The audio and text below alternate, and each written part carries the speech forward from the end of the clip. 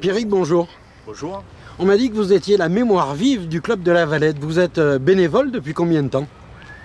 J'ai été joueur avant d'être bénévole, on va dire depuis 2000, 1999-2000. J'ai commencé à m'occuper des juniors et j'ai été d'abord bénévole sur le terrain et ensuite la vie a fait qu'il manquait du monde dans les bureaux, je me suis occupé dans les bureaux et je faisais les deux des fois.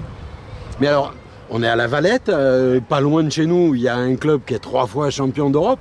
On pourrait s'attendre à ce que vous investissiez dans un club de renom.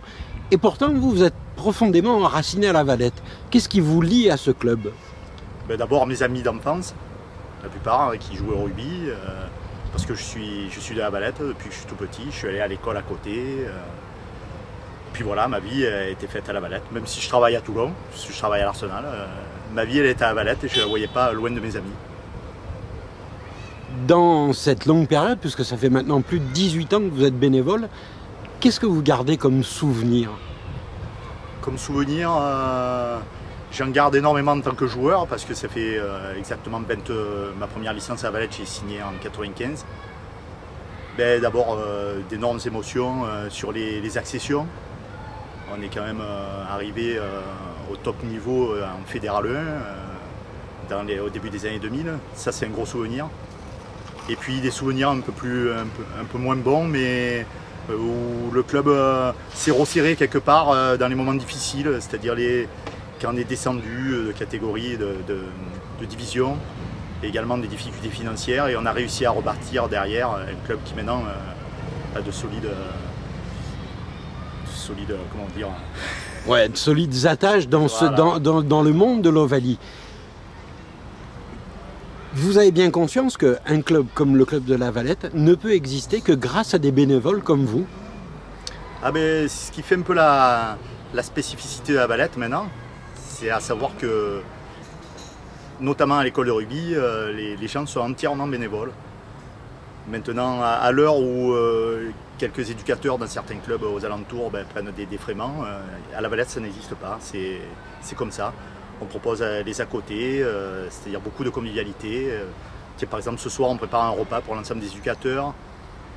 Ils ont droit à une petite doudoune, un petit geste. Quand ils partent en tournoi, on essaye de leur trouver des beaux tournois, ils participent avec les enfants. C'est comme ça qu'on les récompense. Et eux jouent le jeu à fond du bénévolat. Mais c'est ça les valeurs du rugby? Ah oui, c'est ce tissu presque familial, j'allais dire. Parce qu'à La Valette, si je ne me trompe pas, vous êtes une centaine de bénévoles quand même. Ah, on est nombreux, oui, bien sûr, nombreux. Ce qui fait le bénévolat, c'est... Moi, je le résumerai en une phrase, c'est on essaye de donner ce que nous, on nous a donné à l'époque. Voilà, la plupart des bénévoles, on va dire les 3/4 des bénévoles, ils essayent de le rendre.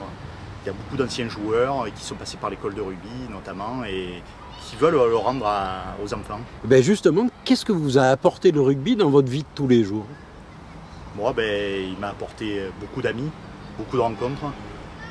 Des rencontres essentielles, des fois quand j'étais en difficulté au niveau que ce soit de mon emploi, le rugby est allé me chercher un emploi par exemple.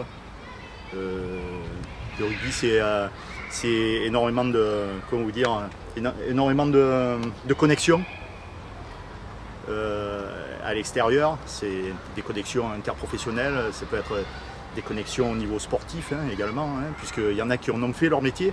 Éducateurs sportifs, ils sont partis du boulot d'éducateur et ils en ont fait leur métier, ils sont éducateurs sportifs maintenant.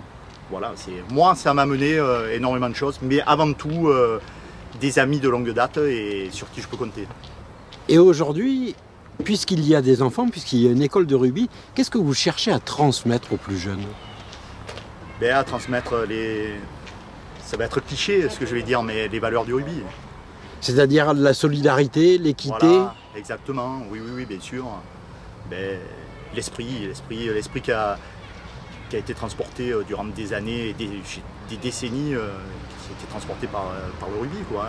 On voit bien que vous n'êtes pas quelqu'un qui compte, mais vous savez à peu près combien d'heures vous passez par semaine au club pour la vie de ce club? Je veux dire, je sors du boulot, je passe 2 heures. 2 heures par soir. Ouais, c'est quasiment tous les jours. Voilà, le week-end, le samedi matin, on a encore des plateaux. On passe 4 heures le samedi matin. Mais c'est toujours que du bonheur et on le fait volontiers. Le jour, on ne le fait plus, on n'est plus bénévole. Hein. Mais c'est pas le seul sport où ça existe, ça. J'ai l'impression que c'est spécifique au rugby. Des gens qui se dévouent, qui donnent de leur temps pour transmettre ce qu'ils ont eu dans leur jeunesse. Au moins, vous êtes sûr que dans le rugby, ça existe. Aujourd'hui, la place du bénévole, elle a sa place dans le rugby professionnel encore? Disons que oui. Mais pour revenir sur votre question, savoir si dans notre sport ça existe, oui, ça existe. Mais peut-être on a plus de savoir-faire, nous, dans le rugby. Parce qu'il existe cette convivialité qui n'existe peut-être pas dans d'autres sports. Et c'est plus facile au niveau de la convivialité de faire du bénévolat. Vous voyez? Donc je suis sûr que dans les autres sports, notamment dans les associations valétoises, pour connaître des collègues, ça existe encore. Mais eux, ils font pas la cuisine. Il y a peut-être... ouais, ils le font, mais il y a moins de savoir-faire, on va dire. Hein. Bon. Eh bien écoutez, je vous remercie, je vous félicite parce que merci à vous. Je pense que le rugby a besoin de gens comme vous. Eh bien, merci beaucoup.